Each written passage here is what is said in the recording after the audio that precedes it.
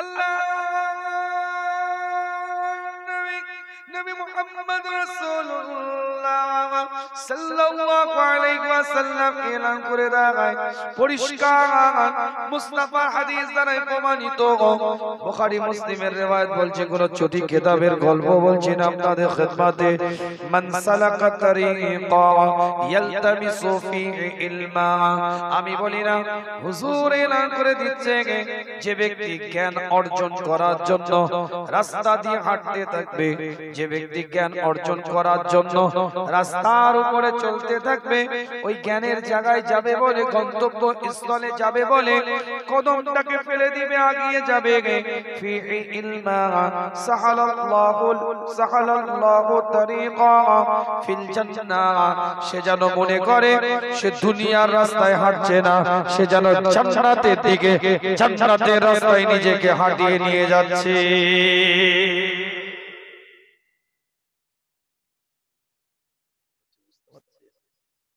আজ আপনি বাড়ি থেকে বেরিয়েছেন এই মজলিসে আসবেন বলে, কিন্তু এলেমের জায়গা, জ্ঞানের জায়গা। আপনি আমি ব্যবসার জায়গা বানিয়ে নিচ্ছি, ওটা পরের কথা। শরীয়তের দৃষ্টিভঙ্গিতে এটা শিক্ষার জায়গা। প্রত্যেকটা দিন যে রাস্তাটা দিয়ে আপনি সাইকেলে যান, যে রাস্তাটা দিয়ে আপনি বাইকে যান, স্কুটিতে যান, পায়ে হেঁটে যান, আজ কিন্তু ওই ঢালাই রাস্তাটা দিয়ে আপনি এসেছেন। প্রত্যেকটা দিন কিন্তু এই জায়গা দিয়ে যখন আপনি হেঁটে হেঁটে যান, আপনি কিন্তু একা একা যান। খোদার কসম বলছি, আজকে আপনি একা নন, আজকে আপনি একা নন। যে জায়গায় 364 দিন আপনি হেঁটে হেঁটে যান ওই ঢালাই রাস্তাতে, আজ কিন্তু আপনি একা আসেন না। আজ যখন এই জায়গায় ওই ঢালাই রাস্তা দিয়ে হেঁটে হেঁটে, পাকা রাস্তা দিয়ে হেঁটে হেঁটে, বাড়ির উঠোন দিয়ে আপনি হেঁটে হেঁটে এই কোরআনের মজলিসে এসেছেন, খোদার কসম বলছি 70,000 ফেরেশতার প্রটোকল নিয়ে আপনি এখানে এসেছেন।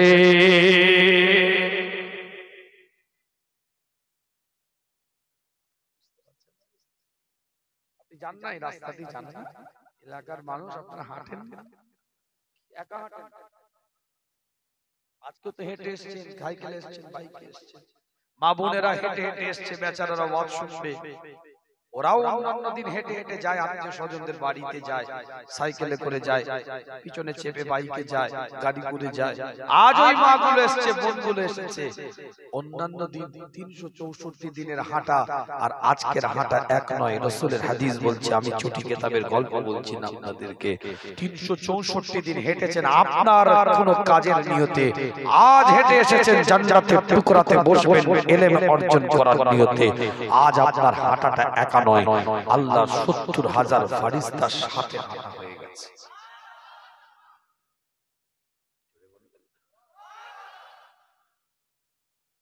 আল্লাহ নবী মুহাম্মদ রাসূলুল্লাহ সাল্লাল্লাহু আলাইহি ওয়াসাল্লাম এলান করে দেয়, আল্লাহ পাকে কোন বান্দা, আল্লাহ পাকে কোন বান্দি জ্ঞান অর্জন করার জন্য, শরীয়তকে চেনার জন্য, ইসলামকে বোঝার জন্য, ইসলামের নীতিকে অনুযায়ী নিজেকে পরিচালিত করার জন্য যখন কোরআনের মাহফিলের দিকে এগিয়ে যায়, শরীয়তের মজলিসটার দিকে যখন এগিয়ে যায়, কিতাবটা খুলে দেখেন, পরিষ্কার করে লেখা আছে, আল্লাহ নবী, আল্লাহ রাসূল এলান করে দেয়, আল্লাহ পাকের ফেরেশতাদের দিকে লক্ষ্য করে, আমার আল্লাহ, আমার মাওলা, আমার পরওয়ারদিগার জানিয়ে দেয়, তাদের এক একটা কদমে কদমে 10টা করে নেকি লিখতে আরম্ভ করে দাও। বান্দা যখন মজলিসে বসে যায়, বসে গেছে, তার তো হাঁটছেন না, হেঁটে এসেছেন, তখন আল্লাহ রাসূল বললেন যে হেঁটে হেঁটে যখন যাবে, সে যেন রাস্তা দিয়ে ইলমের সন্ধানে হাঁটছে, সে যেন জান্নাতের রাস্তার দিকে যাচ্ছে। আর এই হাদিসের দ্বারাই বলছে 10টা কদমে কদমে নেকি লেখা হচ্ছে। এখন তার হাঁটছেন না, দুটো হাদিস থেকে কিন্তু বেরিয়ে চলে এসেছেন। হাঁটলে সওয়াব পাচ্ছিলেন, হাঁটা বন্ধ, বসে গেছেন, তাহলে কি হবে? এখন কিন্তু একটা জায়গায় স্থির হয়ে বসে দ্বীনের ইলমের কথা শুনছেন, শরীয়তের মাপকাঠি অনুযায়ী পরিচালিত হব কি করে, জীবনটাকে করব কি করে, সেটা চাতক পাখির না কিন্তু পুরুষ মহিলা শুনছে। আল্লাহ পাকের ফেরেশতারা রবির দিকে লক্ষ্য করে, মাওলার দিকে লক্ষ্য করে এলান করে দেয়, খোদা আপনি বলেছিলেন যে এক একটা নেকি কদমে কদমে নেকি লেখার জন্য, এক একটা পায়ে পায়ে নেকি লেখার জন্য, কিন্তু আল্লাহ এই বান্দাগুলো তো আর হাঁটে না, এই বান্দাগুলো আর তো চলে না, এক জায়গায় স্থির হয়ে বসে আছে। আমরা কি করব? আমাদের কাজ কি? আমাদের ডিউটি কি? আমাদের কর্মটা কি? কিতাবের রিওয়ায়াতের মধ্যে পাওয়া যায়, আল্লাহ পাক জানিয়ে দেয়, এই আমার বান্দারা, বুখারীর হাদিস বলছি, পরিষ্কার করে লেখা আছে, মুস্তাফা এলান করে দিচ্ছে, আল্লাহ পাক ওই সময় ফেরেশতাদের দিকে তাকিয়ে বলবে, তোমরা চতুর্দিকে ওই মাজলিসটাকে ঘিরে ধরো। শুধু চতুর্দিকে ঘিরে ধরবে এটা নয়, তারা যখন নিঃশ্বাস নিচ্ছে ওই নিঃশ্বাসের সাথে সাথে 10টা করে নেকি লিখতে আরম্ভ করে দাও। বলতে মনে গেল না সুবহানাল্লাহ? সবাই মিলে একটু জোরে বলা গেল না সুবহানাল্লাহ? আল্লাহ কবুল করুন। আল্লাহ নিয়ামত দিয়েছে, আপনি আমি আল্লাহ নিয়ামত দিয়ে এখানে বসিয়ে রেখেছে। কত বড় দয়া যে আল্লাহ আপনাকে আমাকে কবুল করেছে।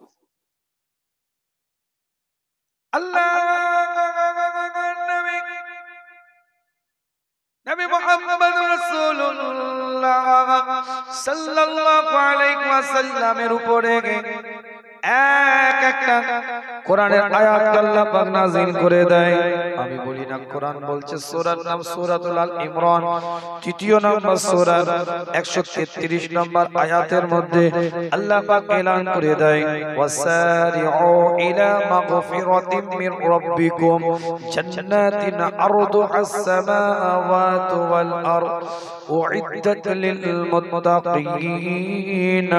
আমি বলি না, কোরআন জানিয়ে দেয়, তোমরা নিজেদেরকে ওই রাস্তায় পরিচালিত করো, তোমরা নিজেদেরকে ওই রাস্তায় ধাবিত করো, সেই রাস্তায় নিজেদেরকে পরিচালনা করো, ওই রাস্তায় নিজেদেরকে ছোটাও, ওই রাস্তায় নিজেদেরকে দৌড়াও, যেই রাস্তার মধ্যে আমি আল্লাহ আমার পক্ষ থেকে ক্ষমা আছে।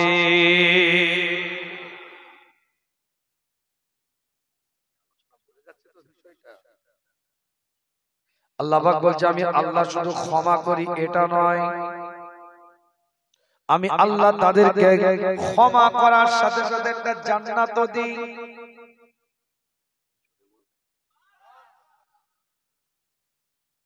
কত বড় দয়া, কত বড় রহমত, কত বড় নিয়ামত, চিন্তা করে দেখেন না। আল্লাহ এই আয়াতের দ্বারাই নামাজীদের দিকে লক্ষ্য করে বলছেন না, রোজাদারদের দিকে লক্ষ্য করে বলছেন না, যাকাত দেনেওয়ালা মানুষদের দিকে লক্ষ্য করে আল্লাহ বলছেন না, হাজ করনেওয়ালা মানুষদের দিকে লক্ষ্য করে আল্লাহ বলছেন না, যারা ভটকে গেছে, রুট পরিবর্তন করে নিয়েছে, রাস্তা পরিবর্তন করে নিয়েছে, ট্র্যাক চেঞ্জ করে নিয়েছে, অন্য রাস্তায় নিজেকে পরিচালিত করে, তাদের দিকে লক্ষ্য করে আল্লাহ পাক জানিয়ে দিচ্ছে, ছেড়ে দাও সবকিছু, সঠিক রাস্তায় নিজেকে পরিচালিত করো, চিন্তা করো না, আমি আল্লাহ ক্ষমাও করব, আমি আল্লাহ জান্নাত তোমাদেরকে দান করে দেব।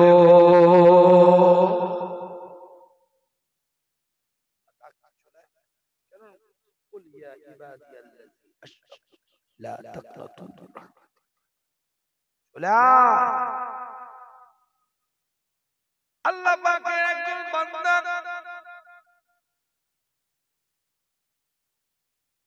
ভিন্ন খোদাকে ডাকতে থাকে, আওয়াজ দিয়ে বলতে থাকে বারবার, চিৎকার দিয়ে বলতে থাকে বারবার, ইয়া সানাম, ইয়া সানাম, আওয়াজ দিয়ে বলতে থাকে বারবার। অন্য স্বজাতির মানুষ, অন্য ধর্মের মানুষ তার খোদাকে সে ডাকে, তার প্রভুকে সে ডাকে, তার রবকে সে ডাকে, আওয়াজ দিয়ে বলতে থাকে ইয়া সানাম, ইয়া সানাম। হঠাৎ করে ঘুম এসে গেছে, নিদ্রা এসে গেছে, বারবার একটা শব্দ মনের মধ্যে জপার কারণে, বারবার একটা শব্দ মনের মধ্যে বলার কারণে ঘুমের ঘরেও ওটা বলতে আরম্ভ করেছে ইয়া সানাম, ইয়া সানাম। এই কথা বলতে বলতে হঠাৎ করে জবান দিয়ে বেরিয়ে গিয়েছে ইয়া সামাদ, ইয়া সামাদ। সঙ্গে সঙ্গে আল্লাহ বলছে ফেরেশতা যা, তোর এবার যাওয়ার সময় হয়ে গিয়েছে, ওই বান্দা আমাকে ডেকে ফেলেছে।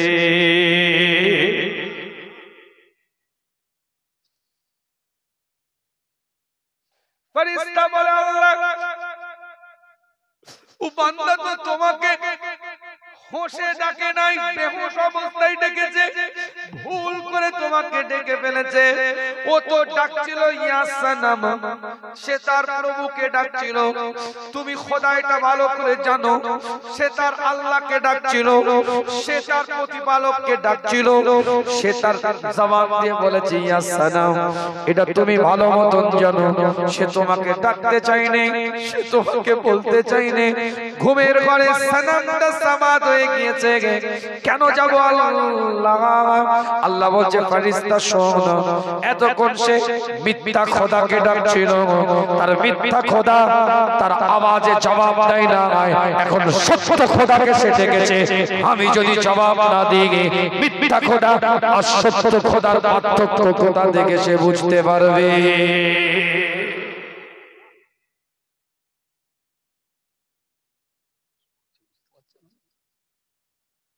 ও তো মিথ্যা খোদাকে ডাকছিল,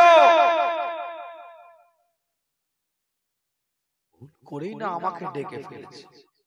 অজ্ঞানে, অসচেতন, আপনাকে অচেতন অবস্থায় আমাকে নাই ডেকে ফেলেছে। এক আওয়াজ উচ্চারণ করতে গিয়ে আর এক শব্দ বেরিয়ে গিয়েছে, মেনে নিলাম আমি আল্লাহ, কিন্তু আমাকে তো ডেকেছে। মিথ্যা খোদার ডাকে সাড়া দেয়নি, আমি আল্লাহ আমাকে ডাকার পরে সত্য খোদা যদি সাড়া না দেয়, ও বুঝবে কি করে মিথ্যা কোনটা সত্য কোনটা?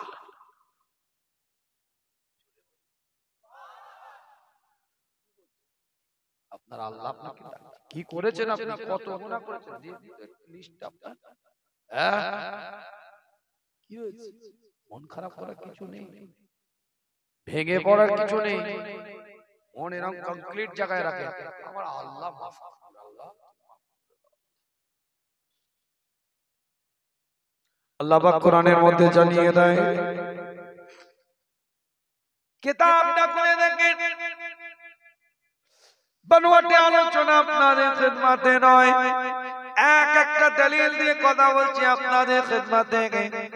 আল্লাহ কোরআনের মধ্যে এলান করে দেয়, এই সূরাতুল আল ইমরানের 135 নম্বর আয়াতের মধ্যে আল্লাহ বলছে আও যালামু আনফুসাহুম যাকারুল্লাহ।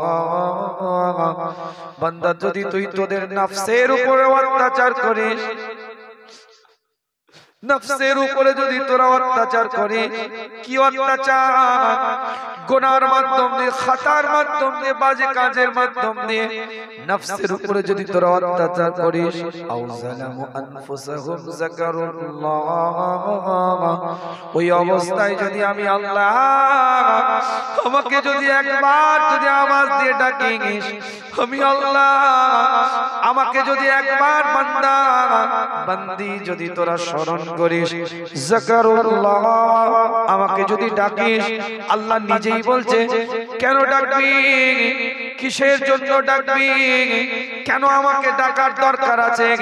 আল্লাহ নিজেই বলছে ফাস্তাগফিরু লিযুনুবিহিম, নিজের গুনাহ থেকে বাঁচার জন্য বান্দা যখন আমাকে তোরা ডাকবি, আমাকে যখন স্মরণ করবি, ওমাই ইয়াগফিরুয যুনুবা ইল্লাল্লাহ, কি আছে আমি আল্লাহ ছাড়া তোদেরকে ক্ষমা করবে, আমি আল্লাহ তোদেরকে ক্ষমা করে দেব, মাফ করে দেব।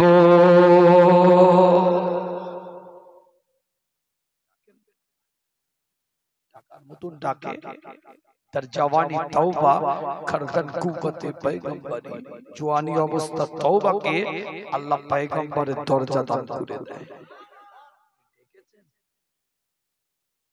ডাকার মতন ডাকে সিজদায় লুটিয়ে যান আপনার সিজদা ৭০,০০০ গুণ আল্লাহ সওয়াব বানিয়ে দিবে যুবক ছেলের একটা ইবাদত ৮০ বছরের বুড়ো মানুষের ইবাদতের সমান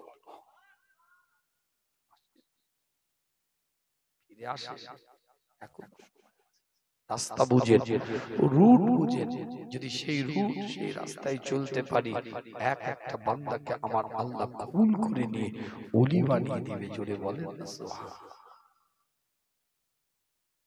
হযরত মুসা আলাইহিস সালাম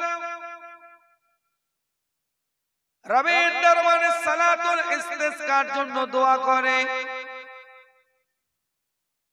বনি ইসরাঈলের মধ্যে দীর্ঘদিন পানি হচ্ছে না বৃষ্টি হচ্ছে না হযরত মুসা আলাইহিস সালাম ফরিয়াদ করে দোয়া করতে থাকে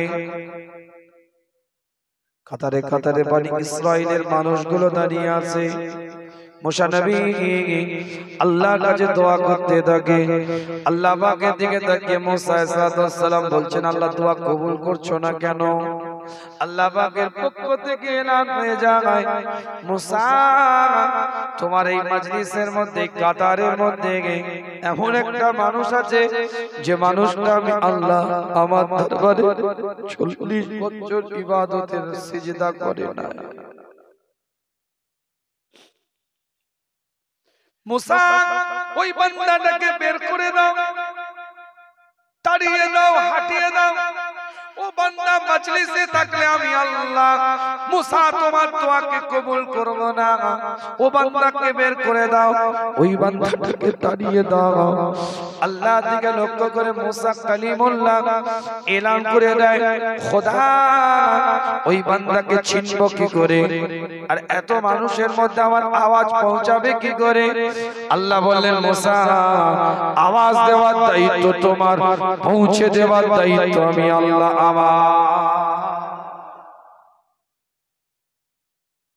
হযরত মুসা আলাইহিস সালাম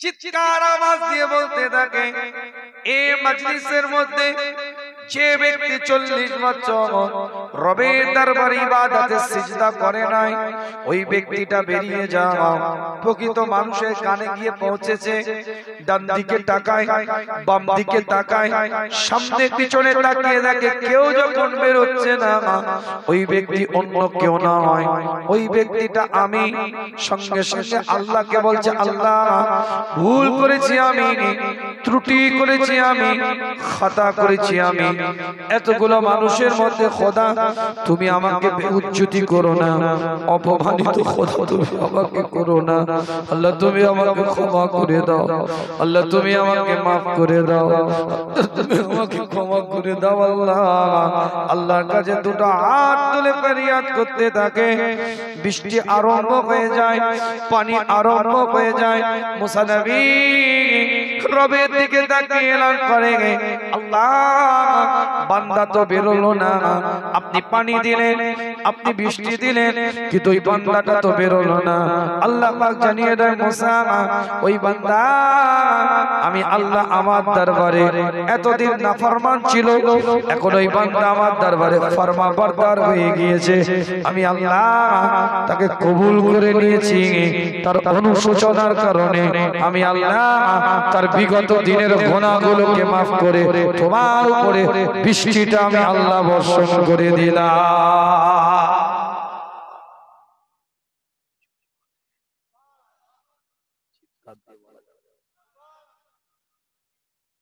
রাস্তা বুঝেন রুট বুঝেন পথ বুঝেন ভুল পথে ছিলাম ভালো রাস্তায় ফিরে আসেন শরীয়তের রাস্তাটা বোঝার চেষ্টা করেন এক একটা দলিল দিচ্ছি আপনাদের খিদমতে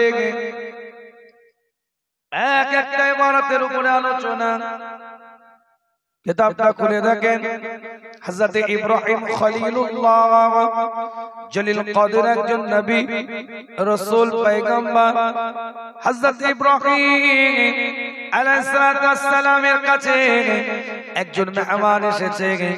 ইব্রাহিম আলাইহিস সালামের অভ্যাস হচ্ছে তিনি একা একই কোনোদিন খানা খেতেন না, তিনি কাউকে সঙ্গী করে নিয়ে একসাথে বসে তিনি খানাটা খেতেন। ইব্রাহিম নবীর অভ্যাস সাথে করে নিয়ে বসে খুব সুন্দরভাবে পরিপাটি হয়ে একসাথে মজলিস করে খানা খাবে, যদি কাউকে না পায় ডেকে ডুকে নিয়ে এসেও খানা খাবে।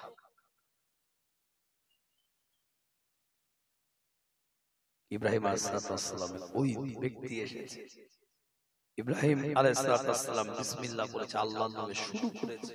ওই ব্যক্তিটাকে বলছে তুমি শুরু করো, বলে না আমি তোর আল্লাহর নাম নেব না। ইব্রাহিম আলাইহিস সালাম ওই মেহমানের কাছ থেকে প্লেটের খাবারটা কেড়ে নিয়েছে, আওয়াজ দিয়ে বলতে থাকে তুমি যদি আমার খোদার নাম না নাও, যদি আমার মাওলার নাম না নাও, আমার পরওয়ারদিগারের নাম যদি না জবান দিয়ে উচ্চারণ করো, আমি তোমাকে খানাটা খেতে দেব না। যাও চলে যাও আমার কাছ থেকে। খানা কেড়ে নিয়ে বের করে দিয়েছে রবের পক্ষ থেকে।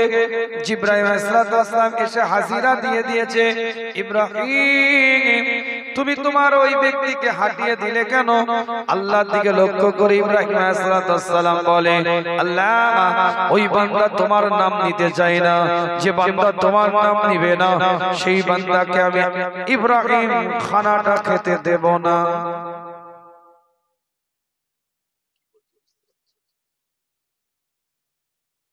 আল্লাহ বলছে, ইব্রাহিম ওই বান্দার বয়স কেমন হবে? কি মনে হচ্ছে তোমার? কত বছর বয়সের লোকটা হবে মনে হয়? ইব্রাহিম খলিলুল্লাহ রবের দিকে লক্ষ্য করে এলান করে দেয়, সম্ভবত 80 বছর বয়স হবে।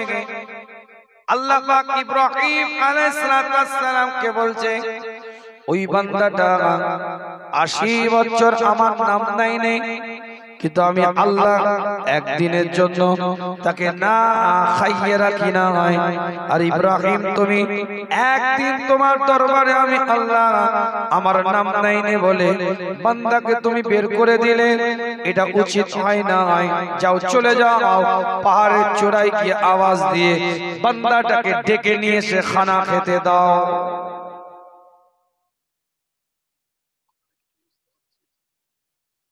দুনিয়ার কোন মানুষকে যদি বলে যে আপনার নাম লাইনে বলে আমি খেতে দিই, সে তো আপনাকে চুমু খাবে,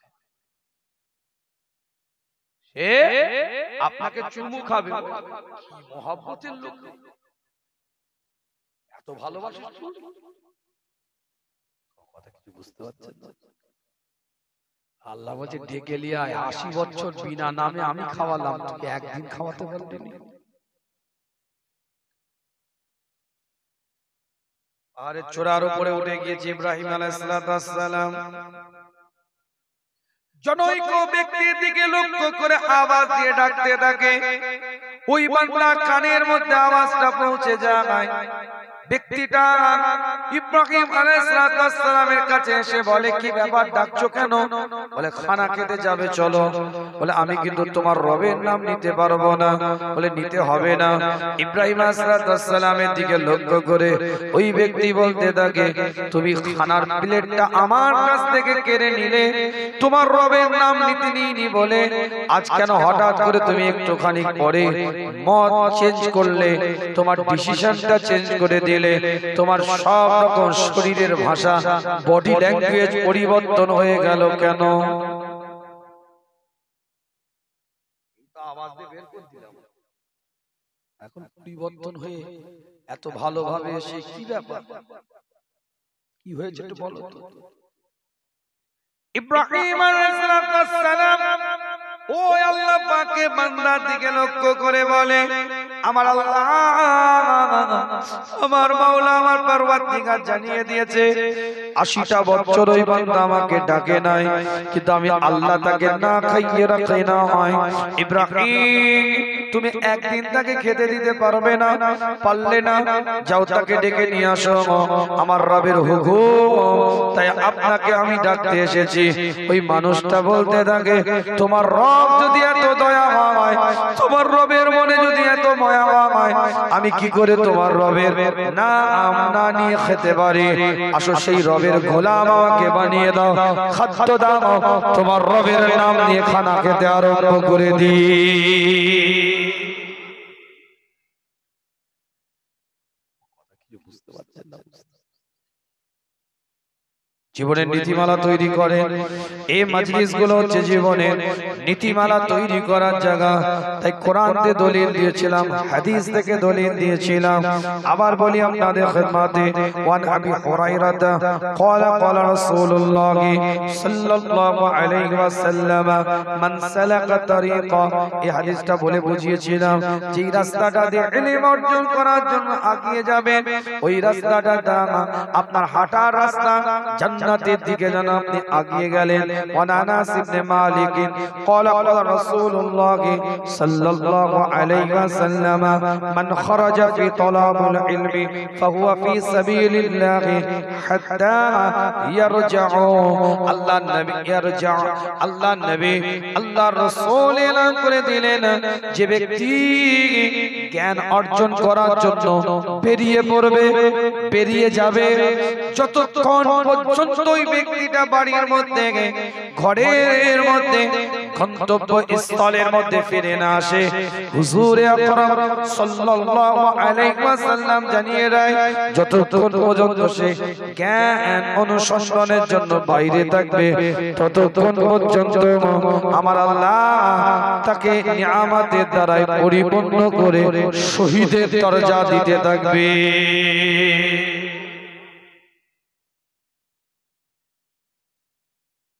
শরিয়াতের হুকুম শুনে নেন।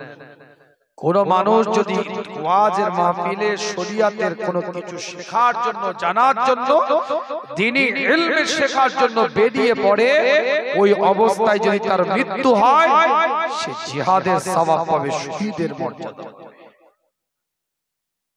মুতাবারাক জায়গা, তাও কম্বল থেকে বেরোতে মন চায়।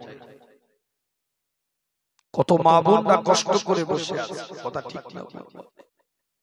ভালোবাসে বলে তো বসে আছে। ছেলেদের থেকে মনে হয় পুরুষের থেকে মহিলারা বেশি। চাচা বলছে ঠিক, চাচা মনে দেখতে গেছিল চাচি। আল্লাহ পাক কোরআনের মধ্যে জানিয়ে দেন, সূরার নাম সূরাতুন নাহাল,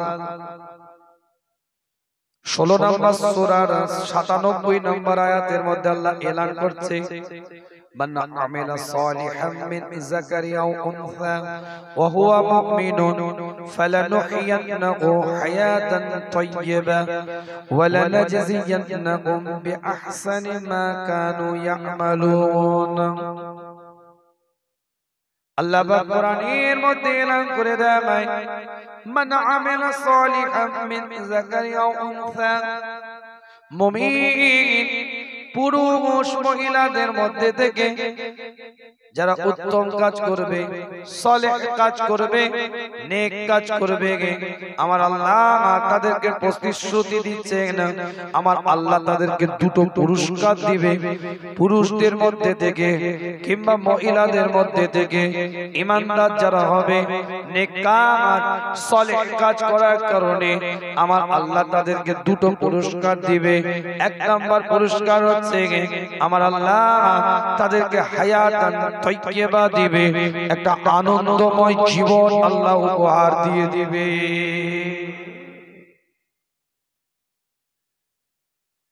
প্রত্যেকটা মা বোনকে বলবো,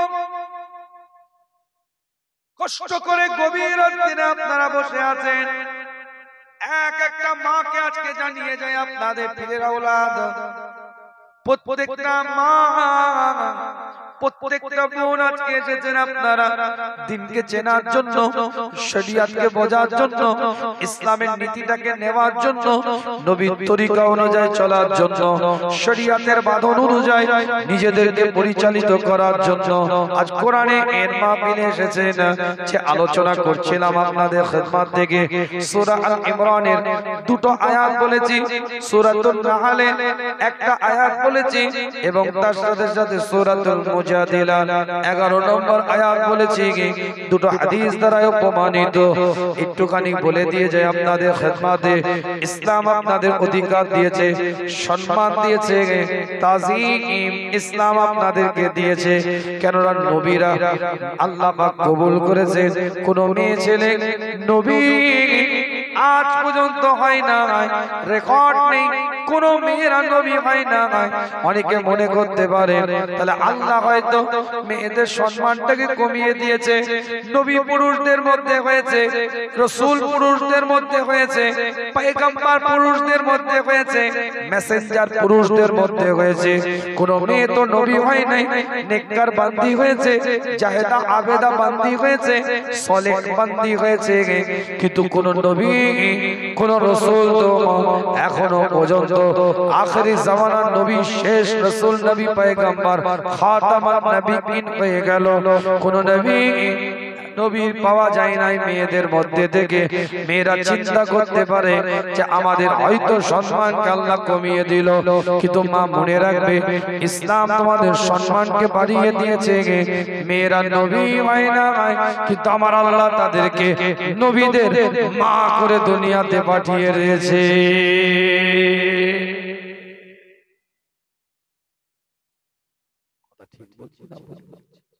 জোরে বলবি, সকলে মিলে একটু জোরে বলা যাবে না সুবহানাল্লাহ?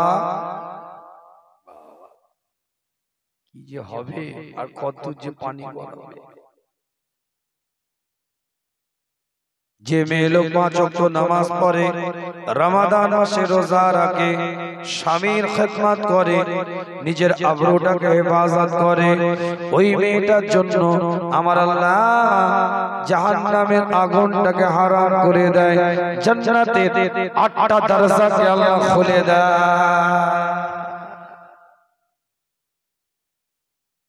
প্রত্যেকটা শাশুড়িকে বলবো, বৌমাগুলোকে মেয়ে মনে করো।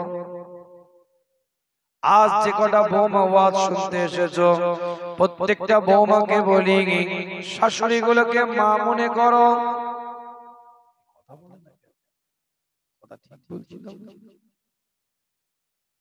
সংসারটা শান্তি থাকবে, ভালোবাসা থাকবে।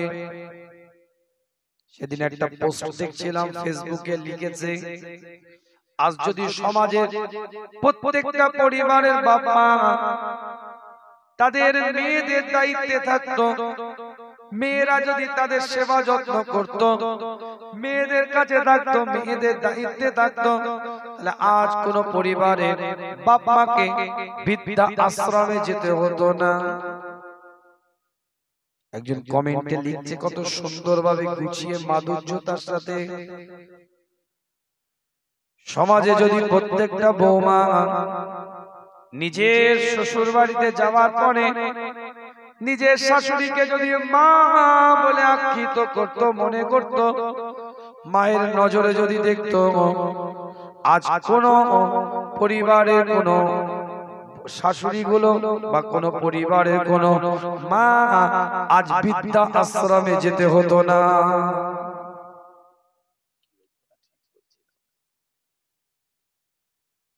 পরিবারটা তৈরি করেন ভালো করে, পর্দা পুশিদার বাড়ি বানিয়ে রাখেন, জীবনের নীতিমালা তৈরি হয়ে যাবে। যে বাড়ির মধ্যে একটা কন্যা সন্তানের জন্ম হয়, ওই বাড়ির দিকে আমার আল্লাহ রহমতের দরজাগুলোকে খুলে দেয়, হুজুর আমার জানিয়ে দেয় সাহাবাদের দিকে লক্ষ্য করে, আমার সাহাবারা তোমাদের বাড়ির সামনে যদি, তোমাদের বাড়ির মধ্যে যদি আমার সাহাবারা কোন আল্লাহ যদি একটা কন্যা সন্তান দেয়, ওই কন্যা সন্তানের পিতা, ওই কন্যা সন্তানটার সাথে যদি খারাপ ব্যবহার না করে, ওই কন্যা সন্তানের পিতা ওই কন্যা সন্তানটার সাথে যদি ওই রকম জাহেলিয়াতের যুগের মানুষদের মতো জীবন্ত কবর না দিয়ে দেয়, ওই কন্যা সন্তানের পিতা ওই কন্যা সন্তানটার সাথে পুত্র সন্তান আর কন্যা সন্তানের মধ্যে ভালোবাসার যদি তারতম্য না করে, আল্লাহ নবী আল্লাহ রাসূল এলান করে দেয় ওই কন্যা সন্তান কাল কিয়ামতের ময়দানে ওই বাপের জন্য জান্নাতে নিয়ে যাওয়ার জিম্মাদারের দায়িত্বটা নিয়ে নেবে। ছোট মেয়ে থাকলে 5 বছর 4 বছর 3 বছরের মেয়ে ঘরে ঢুকে একটু গালটায় চুমা দিবে, একটু কপালটায় চুমা দিবে, ওটা আপনার বাড়ির মেয়ে নয়, ওটা আপনার জান্নাতের টুকরাই আপনি চুমা দিবেন। 4.5 বছরে আমার মেয়ে আছে, 4.5 বছর, আর 2 মেয়ে এক ছেলে। ছোট মেয়েটার বয়স 4.5 বছর। বাড়ি থেকে যখন ফোন করে, অডিও কল ভয়েস কল করে, ও পাশ থেকে বলে আব্বুকে বলো যেন ভিডিও কল করে আমি দেখব। এক একদিন এমনও হয় 3 দিন 4 দিন বাড়ির বাইরে, আবার বাংলাদেশ আসাম গেলে তো 15 দিন 20 দিন 1 মাস বাড়ির বাইরে। এই যে ভালোবাসা, এই যে মেয়েটা আস্তে আস্তে বড় হচ্ছে, 18 বছর 20 বছর 22 বছর পরে বিয়ে দিয়ে দিবেন বাড়ির মেয়েটাকে, কার বাড়িতে গিয়ে পড়বে, কি রকম থাকবে, কি অবস্থায় আছে, বাপ মা কষ্ট পাবে, এটা মনে করে সঠিক কথাটাও বলে না। কথা ঠিক না আব্বা, ঠিক আছে না আম্মা, ঠিক আছে, কথা ঠিক না, লুকিয়ে রাখে, ছুপিয়ে রাখে। আপনার বাড়ির মেয়ে অধিকার অধিকার অনেকে আছে বিয়ে দিয়ে দিয়েছি আবার কিসে জমি জায়গা, কি কথা ঠিক না। সমাজে একটা প্রচলন আছে মেয়েদের কোনো অধিকার নেই, লাটের বাট, ছেলে খালি বসে বসে খাবে ভাই বাপের সম্পত্তিতে। আর ওই ছেলে আবার বাপকে 25 বছরে রমণী সুন্দরী মহিলার বিয়ে করে আনার পরে রূপ চেঞ্জ হয়ে গেছে। কি কথা ঠিক বলছি না বলছি? তার জন্য পরের মেয়ে দোষী নয়। অনেকে নিজের পরিবারের লোক পরের মেয়েকে দোষী করে, ওই বউটা ঢোকার পর থেকে এইটা হয়েছে, ওই ঢোকার পর থেকে ওই মাথা খেয়েছে, ইয়ে করেছে। পরের মেয়েকে দোষ করে দিচ্ছ কেন? 10 মাস 10 দিন যে ছেলেকে পেটে ধরেছো সে ছেলেকে এখনো তুমি তৈরি করতে পারোনি, পরের মেয়ে দোষ দিচ্ছ কেন? 2.5 বছর দুধ খাওয়ালে সে ছেলেকে তৈরি করতে পারলে না। কি নিমক হারাম ছেলে,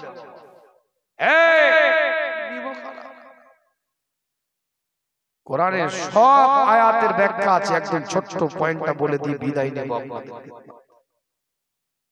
কোরআনে আয়াতের ব্যাখ্যা আছে না নাই, স্পষ্ট শব্দ আছে না নাই, কিছু শব্দ আছে যেগুলোকে হুরফে মুকাত্তাআত বলা হয়, তার অর্থ হচ্ছে আল্লাহু আ'লামু বিমুরাদি। কিন্তু কোরআনে আল্লাহ এক জায়গায় একটা শব্দ ব্যবহার করেছে যেটার অর্থ নেই, সেটা হচ্ছে আমাদের মুখের আওয়াজ উফ। এই উফ শব্দের কি কোনো অর্থ আছে? কথা বলে না কেন? উফ শব্দটা কিসের প্রকাশ? কষ্টের প্রকাশ। আল্লাহ এটা বলেনি যদি কেউ তোমরা তোমার বাবা মাকে কষ্ট দাও, এটা বলেনি আল্লাহ। আল্লাহ বলছে তোমার আচরণের কারণে, তোমার কথাবার্তার কারণে, তোমার মন্তব্যের কারণে, তোমার ওপিনিয়নের কারণে তোমার বাবা মা যদি জবান দিয়ে উফ উফ যদি শব্দটা উচ্চারণ করে তুমি শেষ হয়ে যাবে। বিরাট ব্যাখ্যা। আল্লাহ উফটাই কেন বললেন? কেন বাপ মা তার হাত তুলে সন্তানের জন্য বদদুয়া করতে পারবে না, ওই উফটাই বদদুয়ার বাড়া হয়ে যাবে। উফটা করতে দিও না তোমার বাবাকে। দেখাচ্ছেন আপনি এই 70 বছর বয়স হয়ে গেছে চাচা, মুরব্বি, কথা কিছু বুঝতে পারছেন না? 70 বছর বয়স হয়ে গেছে, এখনো মুয়াজ্জিনে আগে গিয়ে মসজিদে আল্লাহ আল্লাহ আল্লাহ আল্লাহ আল্লাহ জিকির করছে, ভালো বিরোধী নয়। কিন্তু 30 বছর ব্যাকে চলে যাও, পিছন দিকে যাও, চাচার আসল পোল রূপ খুলে গেছে। ভাইয়ের সম্পত্তি জোর করে, বোনের হক জোর করে নিজের নামে রেকর্ড করে বসে আছে। আপনি বলে হুজুর কি তাহলে পরিবর্তন হবে না? আপনি তো পরিবর্তনের ওয়াজ করছেন, রাস্তা চেঞ্জ করে ফিরে আসারে পরিবর্তনটা তো হওয়ার মতন হতে হবে। যে ভাইয়ের সম্পত্তি তুমি রেকর্ড করেছো জোর করে, তার ভাইটা ছেলেটা বেঁচে আছে, ভাইটা নেই, যাও ছেলের কাছে, ভাইপোর কাছে গিয়ে বলো তোর বাপের 2.5 কাঠা জমি আমি বেশি নিয়ে রেখেছিলাম, ফেরত দিতে হবে না মাফ করে দিবি, না তার দরুন টাকা দিতে হবে, কি করতে হবে বল। বোনটা বেঁচে নেই, বোনের ছেলেটা বেঁচে আছে, যাও ভাগনার কাছে যাও, বাপ তোর আমি মায়ের আমি এই সম্পত্তিটা নিয়ে রেখেছিলাম, ভাগ দিইনি, কি করবি বল, মাফ করে দিবি না আমাকে ফেরত দিতে হবে, না তার বিনিময়ে অন্য জায়গা দিলে হবে, না টাকা নিবি, কি করবি বল। ক্লিয়ার করে নেন, ক্লিয়ার জায়গায় এসে আল্লাহর দরবারে দোয়া চান। আল্লাহর কাছে দোয়া চাইতে হবে না, তার দরবারে মাফি পেয়ে গেলে আল্লাহ বলছে আমি এমনি মাফ করে দেব। প্রত্যেকটা মাবুদকে বলবো, গোসল যে জায়গায় করবেন ঘেরা থাকবে। অনেক জায়গায় পুকুর ঘাটের মধ্যে গোসল করে ছেলে মেয়ে একসাথে, কথা ঠিক বলছি না? ইসলাম মেয়েদের অধিকার দিয়েছে, সম্মান দিয়েছে, ইজ্জত দিয়েছে। মুসা আলাইহিস সালাম আল্লাহর দিকে লক্ষ্য করে বলে, আল্লাহ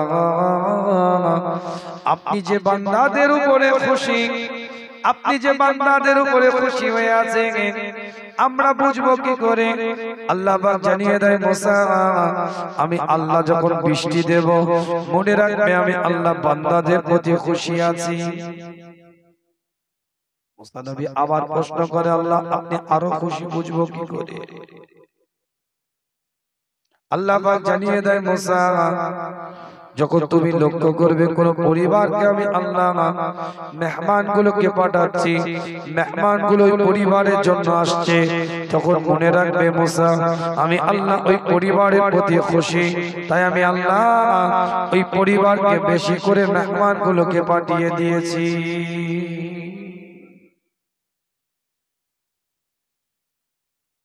মুসা আলাইহিস সালাম আল্লাহর দিকে লক্ষ্য করে এলান করে, আল্লাহ দয়াময় পরওয়ারদিগার আপনি যে সব থেকে বেশি খুশি, আপনি যে সব থেকে আমাদের উপরে বান্দাদের উপরে বেশি খুশি আছেন, কি করে বুঝবো আমরা, কি করে অনুধাবন করব আমরা আপনি যে আমাদের প্রতি সব থেকে বেশি খুশি এটা বুঝবো কি করে?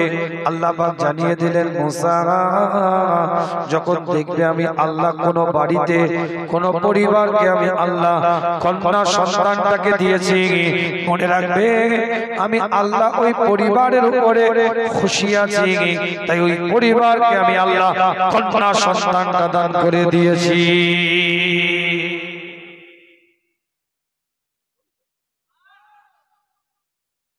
আপনার মা ইজ্জত আছে, আপনার স্ত্রী ভালোবাসা আছে, আপনার কন্যা স্নেহ আছে, আপনার বোন তার প্রতি দুর্বলতা থাকবে।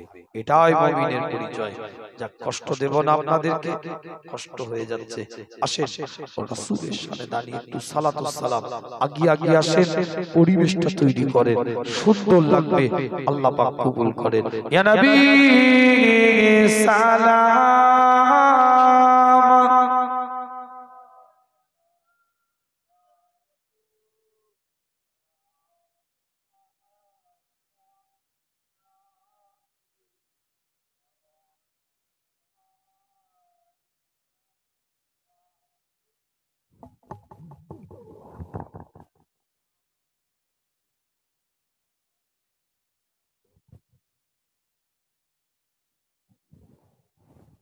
একটু আগে আগে আসেন, ভালো লাগবে, একটু আগে আগে আসেন। আশেপাশে যারা আছেন মজলিস